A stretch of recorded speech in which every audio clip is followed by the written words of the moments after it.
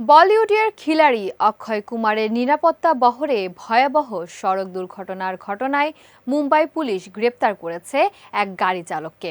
রাধে শ্যাম রায় নামে অভিযুক্ত এই চালকের বিরুদ্ধে জনাকীর্ণ রাস্তায় বেপরোয়া ও অসাবধান গাড়ি চালানোর অভিযোগ আনা হয়েছে। সংবাদ সংস্থা এএনআই এর বরাত দিয়ে পুলিশ জানিয়েছে, রাধেশ্যামের বিরুদ্ধে ভারতীয় ন্যায় সংহিতার বিএনএস 281, 125 এ ও 125 বি ধারায় মামলা রুজু করা হয়েছে।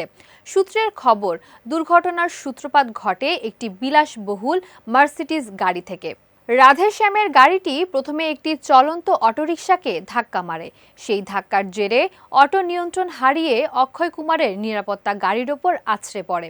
এরপর দুর্ঘটনার প্রভাবের জেরে সেই নিরাপত্তা গাড়ি অক্ষয় কুমারের নিজস্ব এসইউভির সঙ্গে ধাক্কা খায়। ঘটনার সময় গাড়িতে ছিলেন অক্ষয় কুমার এবং তার স্ত্রী টুইঙ্কেল খান্না। দীর্ঘ বিদেশ সফর শেষে মুম্বাই ফিরে তারা বাড়ি ফিরছিলেন।